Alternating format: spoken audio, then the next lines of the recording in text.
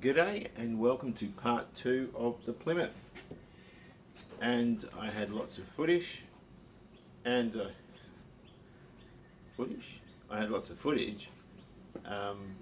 ready for a couple of weeks ago, but I didn't bring it out because nothing was flowing on it. We were doing work on the Ford, on the engine, on this engine and carburetors and all sorts of stuff, and then doing bits and pieces on that as we had time to do it. So none of it would have made any sense. It was just a big jumble of odds and ends. So we've had a look at some wiring, we've had a look at some brake issues, carburetor, all sorts of odds and ends like that, which I now know what to do with. Now, the issue with it is, I think I mentioned in the past, that the body's been done and the chassis's been done, everything's been done, the engine's been done, but it's been put together and then sold off. So we've got a new body and a new chassis with old mounts between it, which means it's been gapped to these old mounts, which is terrible. So there's a chance that the front clip might have to come off and the body lifted to put new mounts in. You can sort of lift up one side at a time. You only need about probably 10 millimeters or a centimetre of room, but there's about an 8-foot rear quarter, which I'm worried about creasing. So I'm in a bit of a jam with that. If I do have to take that front clip off, I can do the Welsh plugs. I can leave the engine there and just get to the Welsh plugs. I didn't like how they were done either, but at the end of the day, we look at a few things on this. I've done all the cheap stuff because all my money's gone on this thing.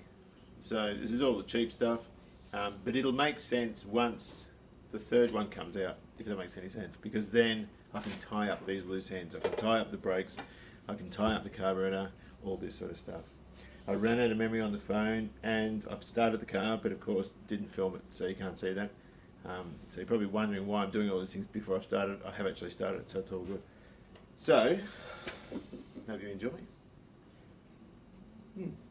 Now, one thing I was told when I bought this car is that all the brakes had been replaced, and of course this old master cylinder was in the boot, or in the trunk if you like, and of course it has a little sort of keeper on the back with a washer that's in there, that's just over here, that holds the piston in. Now that appears to be seized.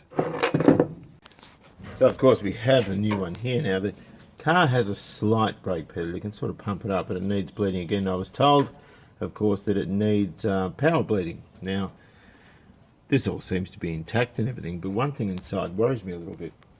And if I crawl inside, here's the brake pedal here, and if we look up there, it looks like it's got a leak there, and sort of on the floor we can see where it looks to have run down to here. Now that, if I rub my finger in it, that's brake fluid.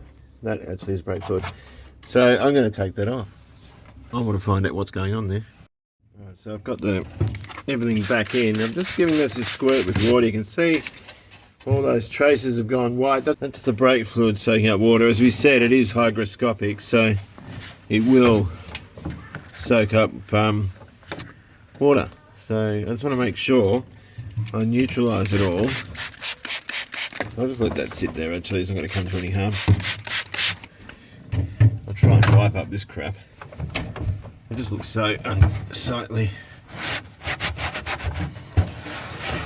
Just make it look a bit better. So I'll just sort of pop that spring off. There's a transmission tunnel here, so I can't put a small tripod there for the camera, so I've sort of got to do it. Just to make sure I keep focused on what I'm doing.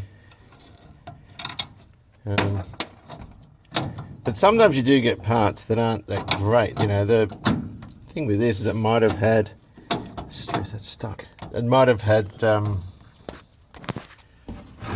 the cups incorrectly fitted at the factory where they made them. You know, it could be any reason why it's carrying on or why it's not right.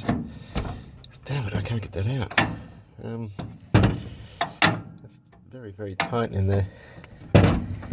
Maybe I can just work that around and get it off at the bench. Hopefully that pulls out. Alright, here we go. It does look quite clean. I wonder if that's existing stuff, but the other one looks so dry. I just don't know. I need to take that plate off and actually have a look at the cylinder behind it. I wonder if I can do it in the car. Alright, so I've got my finger that is weeping through that seal. Bugger. So right, so I'm going to take it off. I just thought I could have a look there. It's definitely weeping out of there. And if I Yep, brake fluid. All day long, that's brake fluid. Alright, that answers that. I'll have to take it out. So I'm just using a little syringe, because I haven't got the pneumatic one with me, works shut now. And I'm just going to take all this fluid out, and it doesn't even look clean. I don't know what sort of fluid that is, but it must be new, so it's all good. Just not your normal colour.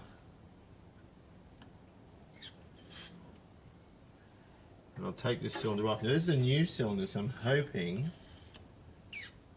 that it's just an incorrectly fitted seal, and that the bores and everything in there will be... Shit, I dropped some. That the bores and everything in there will be good. But I just want to make sure that this thing, because these are only single circuit, and so they're not nearly as safe as the dual circuit systems that came in about 1967 or so. I know they did in Ford anyway. So I'll pop this cylinder off, we'll get it on the bench, and we'll operate. This brake fluid worries me a bit. It smells like brake fluid, but it doesn't really look or feel like it. I don't know what it is. Certainly not used to the stuff that I'm familiar with. I'm going to pop my finger over that hole. So I've got the cylinder on the bench here, and it does strike me as odd. I've not seen brown brake fluid unless it's absolutely had it. Brake fluid, as we've said in past videos, is hygroscopic in that it attracts and retains moisture. So I'm just going to pop this off. I'll just sort of put that loosely on the car so the cup didn't fly out. And of course what we have, this is all new kit, so I'm very hopeful that I don't have to do too much. I'm just going to slide the piston and it's wet on the back here. It was sort of leaking out from there. So there should be two seals on that piston. There should be a sealing piston and also a... Let me get that out. It feels oily, this stuff. It feels really oily. That should come out. Why isn't it coming out? Alright, I've gone to my brake guy and we've got the piston out. I'm just taking this brake indicator light thing off, switch off. I've got the right size spinner for it. Actually I might, I'm just being too lazy to check. Now what I've done, let's take that out for now. Look, using soft jaws here. So what happens with these, you can see that's absolutely brand new. As the seller told me, the brakes have been done, but not done the way I probably would have liked them. He's got the old brake lines and so forth there. This piston's held in, of course, with the retainer, like that. But this one's obviously seized solid, so it's not going to come out. There's only very, very little clearance between the two parts there. And of course, this was no exception. Now, my hands were a little bit dirty. I might put some fresh gloves on. The problem I had was there was a minuscule bit of corrosion in there, which meant this thing was jammed in. Now you can see there, she's nice and free. So that's achieved by just running a bit of 1200 wet and dry in there. But because we've done that, now we have to clean it out. And so in order to clean it out, we're going to use a solvent-based product, Brake Clean, which will make it nice and clean. And we need to get it, just like when we're building an engine, you need to get it to the point where a clean rag in there won't yield any grey residue, because that's the steel bits and pieces left over from the home. So we need to clean that up first. So I've just got my finger over both holes. I'm just going to swill this stuff around. And just let it drain out. And of course, we need cloth. This is a no-no. But you need to be able to see no grey residue. So that's cool. So we'll give it another hit. And hit it with a bit of compressed air.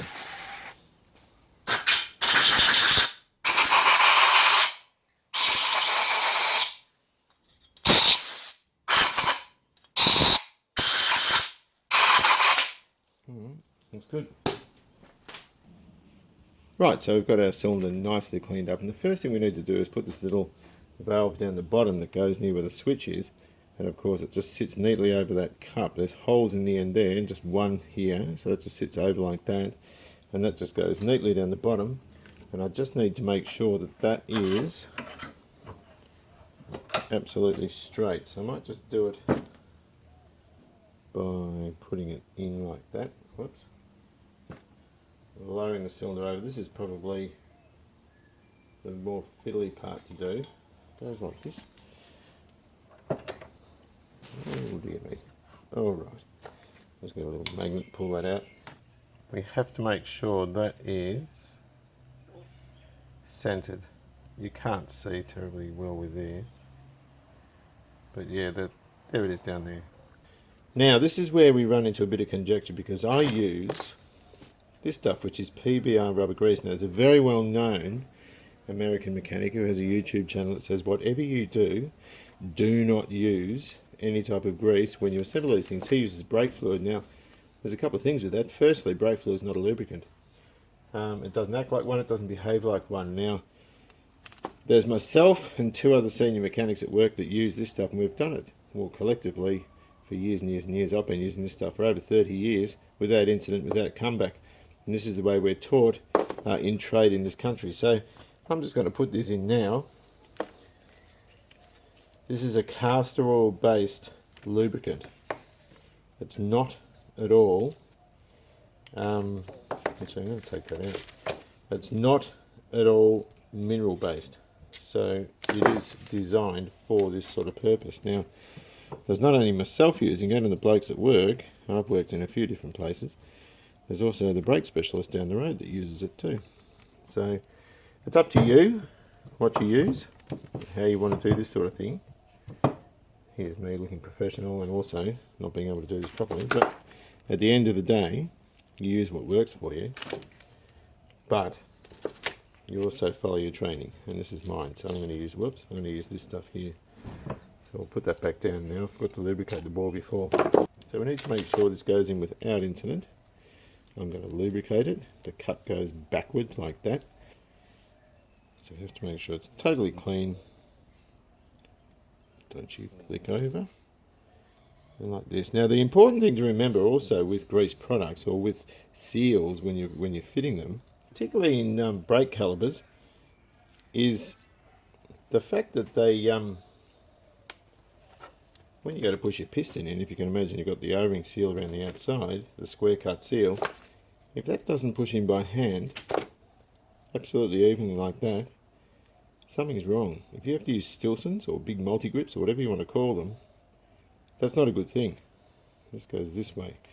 So that presses against that copper or brass ring. We just feed that seal around there, and that's going to be the secondary seal, which I'm going to lubricate up again. And then this whole thing should push in nicely. And that sort of wants to pop out, which is good because it's supposed to. Before it was binding and it wouldn't come out. So I'm just going to put this on while I keep chatting. Now, it's up to you how you do things like this, but just go with your training. And if you've got greasy fingers like me, wipe them because you can't get screws started. Oh man. And you know the funny thing about this, when you start doing jobs like this, the moment you turn the camera off, it goes like clockwork. Of course, you turn the camera on and you start fumbling like a fool. Here we go. There we go. That is good. So, that should work now, and we shouldn't get any more leaks. I'll just nip those up and we should be good to go.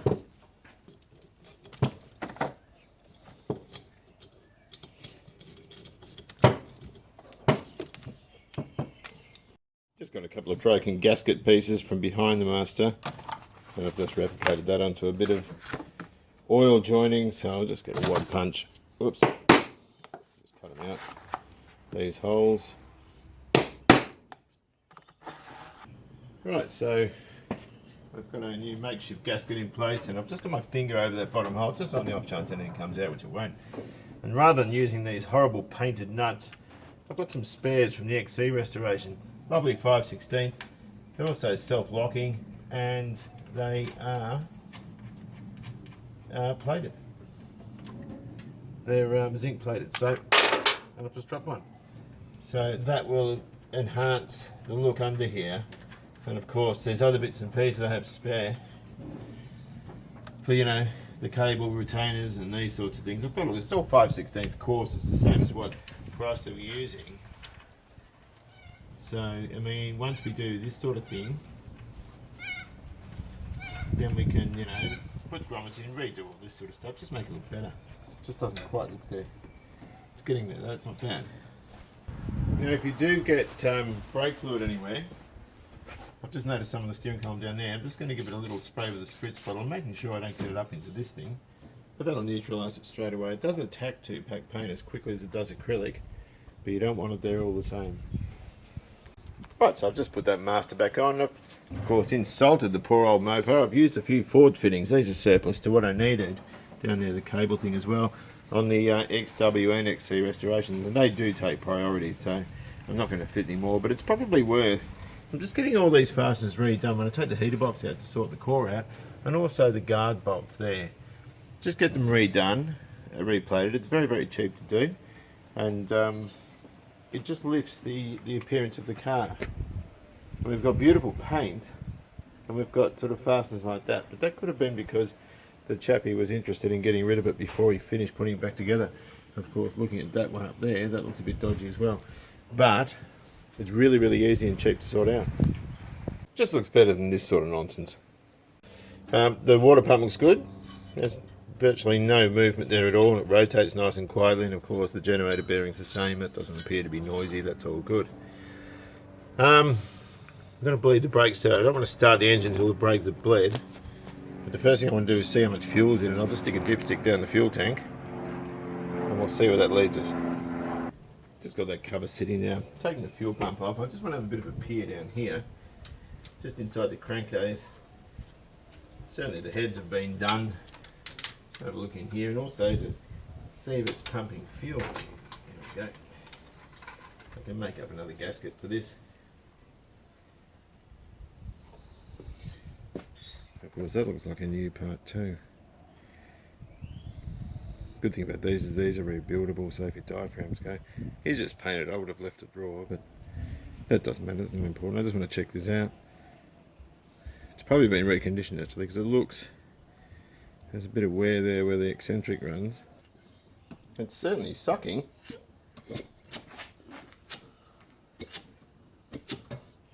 I think that'll work. I think I'll just put that back on the car. Again, we're sort of looking at the brakes. The drums look a bit, how you going? They're not that smooth now. It's unlikely these would still be within spec. I can have them measured, or I can measure them myself. But he's also got funny little things like this. These studs are being sort of ground off. If they're a locating stud for the drum or what, but this hub nut's also loose, so, or axle nut. There has been new wheel cylinders put in, which are nice and dry behind there, which is good. But this will give me a chance to get the car, get the brakes working to the point where I can start the engine and check gears, and I'm going to do that when I put the camera down. Check that the thing's got gears and all this sort of stuff. But I wouldn't take it on the road with the brakes the way they are. They do need revisiting. I'm tempted to get on there. I'm tempted to change out the metal lines for new ones. But again, you know, it's got lots of dirt and dust on it, but it's really, really good. It's lovely. Of course, all the arches are done. So, done a super job, this guy. Really, really nice work. So the only criticisms I'd have, I mean, it was advertised as having a rebuild engine, and that looks to have happened. New brakes, well, some of the brakes are new. The master and the slaves are new. I haven't, wheel cylinders are new. Haven't had a look at the front yet. The hoses are new, but some of the other apparatus, I'd be inclined to change these linings, get them rebonded. Chances are they're asbestos. They're probably old stock ones. Just get some nice new safe ones. Get the drums machined to match the linings. And that way you're not going to be kissing the windshield when you touch the brakes, because drum brakes are self-energizing and have a way of grabbing on if they're not set up properly. So otherwise it looks absolutely lovely. But to put this brake pedal actuator pin sort of back in, He's even painted that. It's beautifully done. Of course, I'll just put that on and the bellow on. I'll put a little bit of grease in the end and also a bit on that pivot bolt, because it's just a bit raspy in there, and sort of make it all operate nicely. And we can put that in and start bleeding the brakes. Stuck this rocker cover back on, replaced a bit of fuel line, straightened all this out, but I've taken the carburetor off. And it looks, I don't know if you can see in there, it's really, really clean. It's just like brand new cast iron. But I want to, the carburetor, there's a few things on the carburetor I'm not very happy with. Had a lovely guy, I think his name was Peter Arnold, an ex-Chrysler mechanic from the 1970s. Had a look. He made mention that there's supposed to be 2 check balls down here in the accelerator pump housing. Now the seller told me that you need to pour fuel down the carburetor to get this thing going, or at least it doesn't pump. So it's got 1 ball there. It's not retained by anything. I thought it was retained by something. It's an Aussie carby. Where is it? Where is it? Where does it say it? Made in Australia. But there are a few problems with this, in that on the air horn, the choke mechanism's missing, and it's got the busted bits of stud there. It's also missing a linkage from here and a pull-off solenoid or vacuum motor. But I'm going to, I'm going to bang back together. There's a very cheap knockoff available, and people are going to cringe when I say this. I think it's a Chinese one. I've ordered one, £65, and I'm just going to get the thing going with that. But at least then I can sort of swap parts around if I need to. This looks really about face. Hang on, what am I doing here? Well, look, it doesn't matter. I'll figure this out later. I'm just going to put a cheap replica type carburetor on it to get it going. I want to use this one. This is the original one with the car. But it's missing parts, of course. One of them, I'm not doing this very well, am I? One of them is this little, there's a little sort of plug that goes on here to protect it. I noticed that when I was sort of talking about it in the last video. And it's missing a choke butterfly, and it's missing parts of the accelerator pump and that sort of stuff. So I'm going to source those parts, but in the meantime I bought this cheap one. I'm not going well, guys. In the meantime I'm going to source that cheap one, stick that on the car to get it going, and then tackle this later. But push comes to shove, it's a cheap solution, but at least it should yield a fair result, and hopefully I can use the cheap one to sort of retrofit parts onto this. But I'm not, you know, I'm not sort of hinging any great expectations on that. Having said that, there's a Honda CT engine they used to use in the 70s, and the Chinese did a copy of that, and that's absolutely brilliant. But from what I've read about these knockoff carburetors, they're okay, but not great. So I'll stick this back together. But I don't like things missing, and I don't like floating shafts or anything like that. I'm not interested in that sort of thing. There's a bracket that goes on the back for the choke retainer, but there's nothing there to connect it to, so I do plan to use it, but not in the meantime. So I can put that away. It's also got this riveted sort of bracket put there, so it's probably off a different car.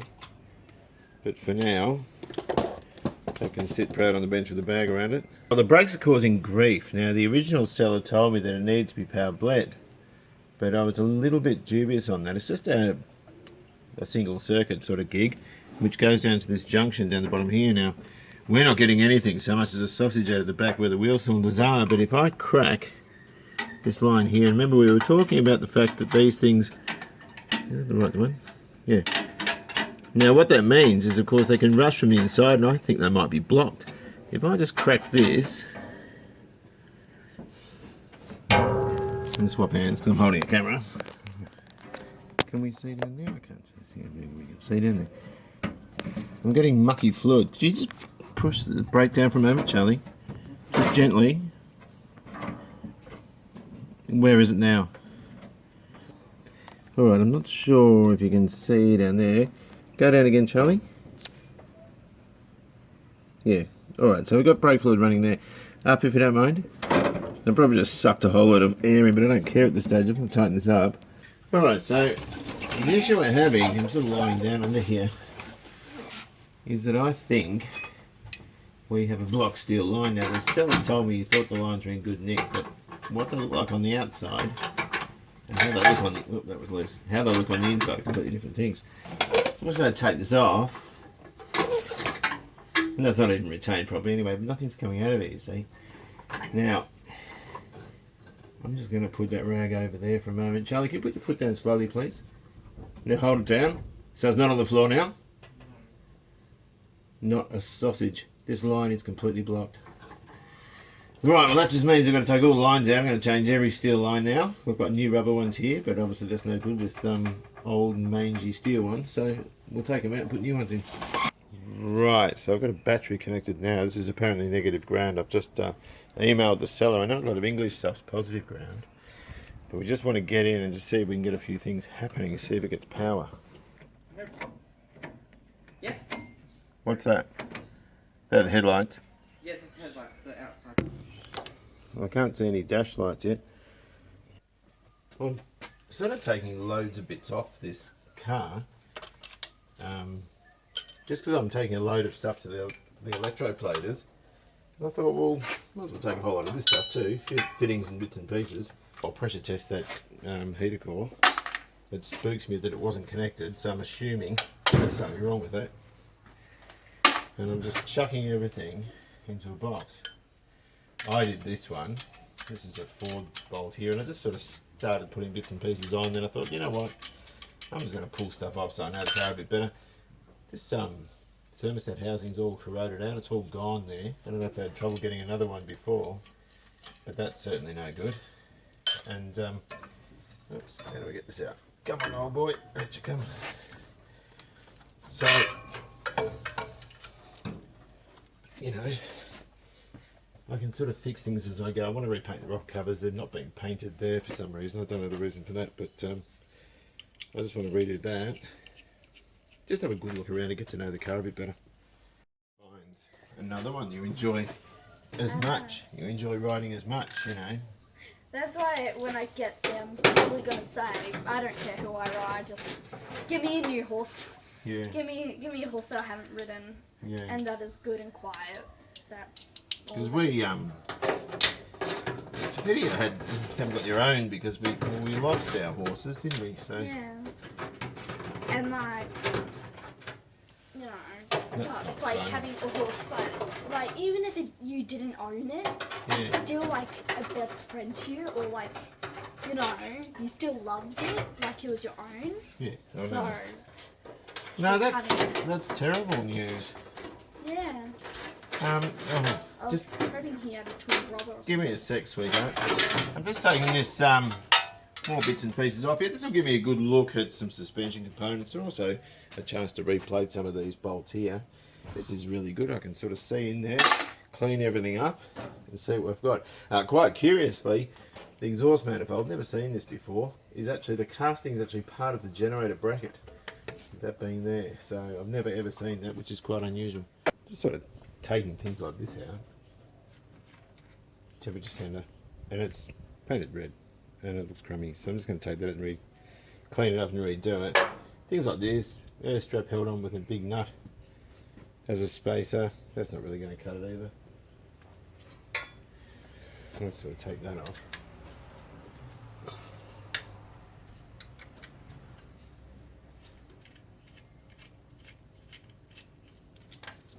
And I've got a wheel nut holding it on. So it's probably all just temporary stuff, but I just want it to look a bit better. Well, I've got some electroplating back, and I'm going to add this little bit of footage to the Ford and the Plymouth videos. Now, this is mainly all Plymouth stuff. Of course, we've got the alternator or the generator bracket, the walking stick here, a few other bits and pieces, air cleaner parts and so forth. These are Ford alternators, these ones, and the pulleys and so forth. But the rest of this stuff's all Plymouth.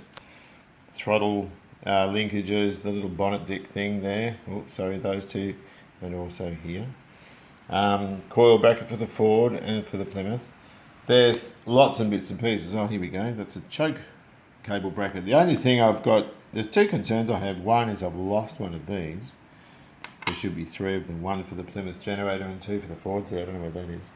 Cable stays and all this sort of stuff. And you can see the chap has done a lovely job of tying or wiring things up, although he has wired up a washer here and of course done all these in a tub, I think. Now my only criticism really with the work is, oh, that's the XW's air cleaner, is it does look chalky. Now, it doesn't look nearly as nice in terms of finish as what Warner's Metro Welding in Bayswater would do, and of course this is their work.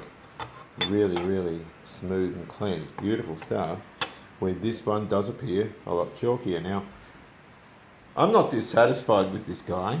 The reason for that is because he seemed to be very much in tune with hydrogen embrittlement, one of those things we've talked about before on these videos, and the fact that he wanted this all hydroblasted before he put it in his tanks. His mind was more not on the finish so much as the quality or keeping the integrity of the metal by not leaving it in the etch tank too long and thereby weakening it. So that's why he wanted it all hydroblasted. There we go, we've got the heater box things for the Plymouth team. So although it doesn't look quite as nice as what the other company would do, it's a means to an end, and I'll fit them. But I will include this in both the Ford and Plymouth videos. I keep seeing things and recognising them. They're the Carter Thermoquad and EGR plate studs for the Ford. Most of this stuff is Plymouth related though, panel bolts and this sort of stuff. Oh, they're Ford as well, they're for the air cleaner. Anyway, there you go. And of course I'm probably going to get laughed at for doing this, but I actually had the red that had been painted on it colour match, so I could repaint the rocker covers or valve covers if you like. And the reason for that was these lead retainers were initially in the centre and then moved to the back, and of course it was all bare metal underneath, and the same underneath those washers, the rubber washers that sort of secure that down and seal it. So I've repainted those in the same colour. It's just a bit shinier than what the original engine finish was. But I don't know, I just want to do the cosmetics, make it look a bit better. This stuff is probably going to be deemed as completely unnecessary, but I have a look in my mind what I want the car to look like, and that's the reason I'm going down this road. Interestingly, I've been sort of painting other bits and pieces as well. There's the air cleaner housing. Now here's the radiator. This is really, really good. I found as I rubbed it back, I just rubbed it back with a bit of 400 wet, and it came out with these sorts of things. Use Mopar rust resistor, use Mopar antifreeze. You can see that white furry stuff there is just the remnants of the tape. So once this is dried properly, it's still soft, I'll clear over there. And there too. This is great. Golden State Radiator Works, Oakland, California. And of course other bits and pieces, markings, that sort of thing. So that means this is the original radiator for the car. It may have been recorded a couple of times, I'm sure they did. And it sort of looks really, really good. Air cleaner base, oh that's the sort of lid for it. Done a shocking job on this. This has more runs than Don Bradman, so it's the Bradman air cleaner, and of course there's the generator there. Now sourcing parts for these things can be nightmarish because they're 1957, you're sort of at the mercy of parts vendors that are going to charge a lot for a lot of things. Consumables though, this is the thermostat housing, and it's absolutely shot, and it was sort of, the hose was clamped down the bottom there, bit of goop on it, hope for the best sort of gig. So I didn't really want to use that, so I mean you can find replacement items, and this one of course is for a 273/318 LA engine, and it looks like it's going to fit fine. The thermostat fits in the back there in that recess, all looks really good, and it was like 35 bucks. So I mean I think I've scored a bit of a win there. Now the car's been beautifully restored, but of course we can't be using that sort of air filter, it's absolutely shot. I don't know how old this is, the marking on it is Atlas A3A, whatever that is. Now Ryco here in Australia provide a chart where you can put the measurements into their book, and you can come out with a replacement item, and that's this one here. Of course that's the A50, which is here. And that looks like, I think it's XP Falcon or VE Valiant or something like that. It could be for a Chrysler product, and of course it fits perfectly. It's the same height, so we know it's going to go into our air filter with no fuss whatsoever. Now the other point of conjecture is this carburetor. Now I'm not sure if this is the original one. This one's made in Australia, Carter email, and it looks good, and it worked alright. I actually started the car with it on, but of course it's missing all the choke paraphernalia, and it just sort of slides and flops around, which I don't like. There's a washer there that's missing to sort of shield that the back side of the accelerator pump. And it's just been sort of cobbled together. You can see there's bolts hanging out of vacuum lines. I don't even know what that is. It looks like a stick in there. Don't know. And we've got another screw. So I do intend to rebuild it, but I don't intend to wait, you know, for a long time for part, if you know what I mean. I want to get the thing running sooner. It did work once I got it going, but as the previous seller said, it had to have fuel ingested through the air horn, which I didn't like doing. So I bought this one, and this is a replacement. This is I'm not hinging any great hope on this because I think these are pretty rubbishy, but they're sort of an cheap overseas brand, or rip-off if you like. But it has all the parts on it which can be retrofitted. I've made lots of measurements, that sort of thing, and I know I can retrofit this, but there's one thing that screams at me which I don't like, and that's how the butterflies are held in. The throttle butterflies, these screws aren't burred over, and so I might flatten those out a little bit. You can see the original one's all crisscrossed in there and it's secure, so these ones don't look to be. Otherwise, measurement for measurement, this is fine. Now, if this, all I want to do with this is have it startable and runnable reliably until we're ready for roadworthy. If it turns out to be troublesome, I don't care, I'll get a new one. And that was the princely sum of £65, and I think it's going to slide off this. I'll pick it up. And so I'm doing odds and ends on the Plymouth in the order I can do them, and also for the lower cost, because this engine, this is the one that had priority over that car. I've just finished building it. I'm doing the carburetor at the moment. So the Ford was the priority. The Plymouth came along by chance and I sort of grabbed it. But when I do an engine, I sort of probably get a bit carried away. I don't know why I do this, but I always leave fasteners plated. I don't like painted bolts, if you know what I mean, painted gaskets.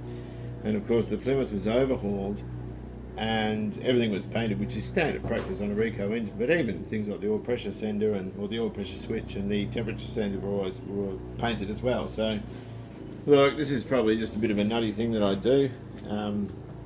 I like to sort of have an engine presented like this, which is the reason I'm doing the Plymouth the way I'm doing it, if that makes any sense at all. And so there you go, it's looking really stripped out and sad and sorry for itself. I've got rocker covers off and all sorts of bits and pieces, so it doesn't look very nice. I've got wiring out. The wiring on this car looks a little bit dodgy. I've mentioned that before and I labelled it. And the problem is, if we look at this, this is just a photocopy. I've actually ordered the right manual for this. If we take a look, we've got our battery feed coming off the starter solenoid.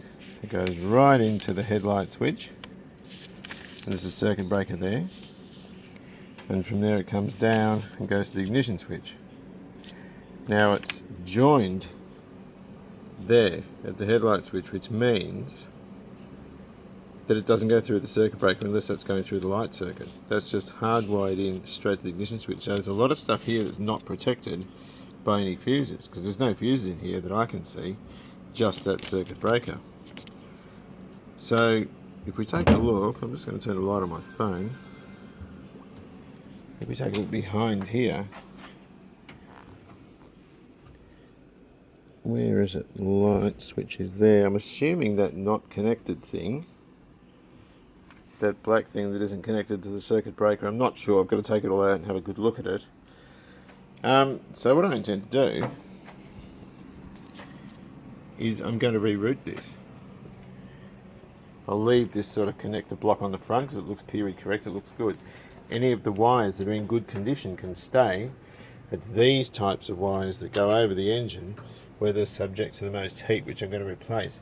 But I'm also going to reroute them across the bottom of the heater box and then up here and into the generator, which sits sort of over here. Now, the other thing I'm going to do is use a little English, no I'm only kidding, a little English fuse box, which will have 4 fuses in it.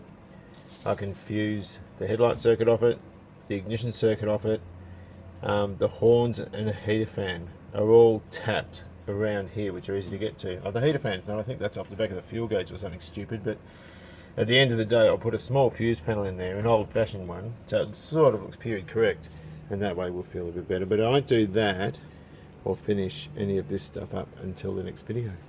So there you have it, bits and pieces everywhere without anything finished off. Junk on the floor, electroplating, brake lines, old Plymouth with heater fan sitting in the back seat, dashboard sitting there, wiring everywhere, and nothing in the engine bay. So I'll tie up some of these loose ends in the next video. Also in the next video we will block one side of this off, fill it with water and run some pressure into it. See if we can see if that's going to leak. If that doesn't leak, beautiful, I can put the heater box back in, which is all good. Anyway, until then, we've got a Plymouth in bits. Drive safely, take it easy on yourselves, enjoy your classic, and I'll see you later. Ta-da!